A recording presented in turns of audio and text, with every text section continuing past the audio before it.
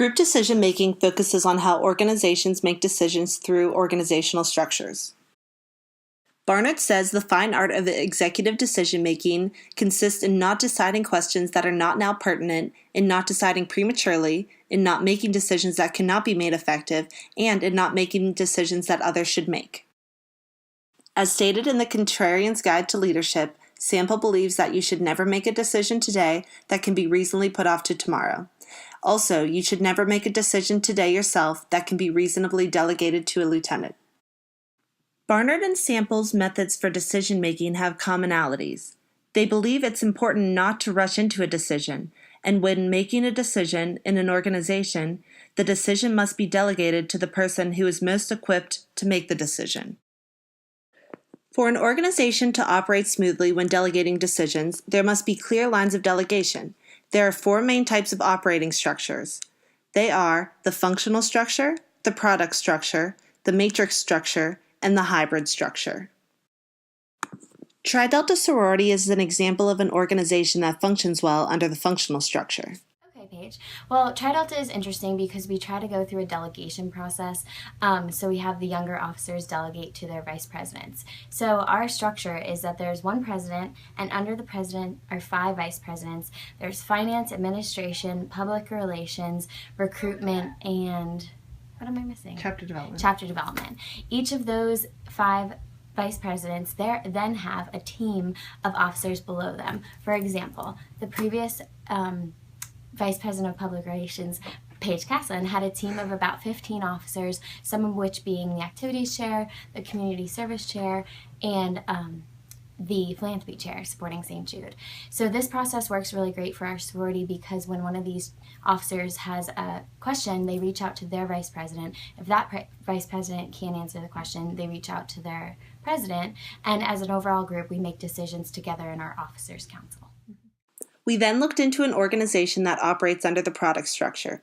General Electric is a great example because they have many industries and it's more practical for delegation with respect to products rather than function. We interviewed an electrical engineering capstone team partnered with General Electric to see how they operate. This team has its own delegation structure under General Electric's energy unit. About it, the hierarchical system is we have our professor, we have a customer who ours is General Electric, we have a subject matter expert who is their area of research or classes or interest is geared towards what your project is about, and then we also have a team. So our customer first sent us a request for a proposal, which outlined what exactly they wanted us to accomplish through the semester.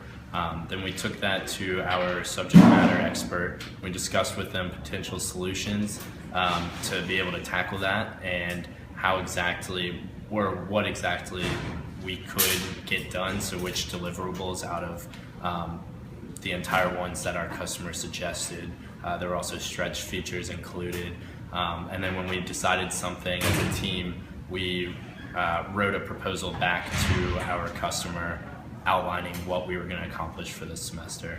Although Tri-Delta and General Electric operate under 2 separate operational structures, their decision-making processes are similar because of the delegation component. There are issues that arise with delegation because you must trust the people that you're delegating to.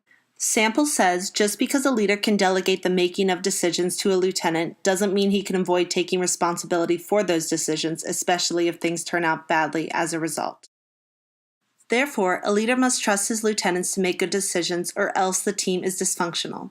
According to Patrick Lencioni's book, The 5 Dysfunctions of a Team, the most critical dysfunction that a team must overcome is absence of trust. Overcoming absence of trust is the foundation of a team because without trust, then leaders cannot delegate roles and be confident with accepting the fate of the lieutenant's decisions. Lencioni believes that you can overcome this dysfunction by admitting weaknesses and mistakes, asking for help, appreciating others' skills and experiences, and offering and accepting apologies without hesitation. Overcoming absence of trust is the way to start successfully making decisions as a group. Once you've overcome that dysfunction, it's important to then work on overcoming fear of conflict, lack of commitment, avoidance of accountability, and inattention to results. In the end, the organization will be a well-functioning group, and that is most important because, as Sherwood Wilson, the Vice President of Administration, said, "You cannot do it all alone. You must multiply yourself through others."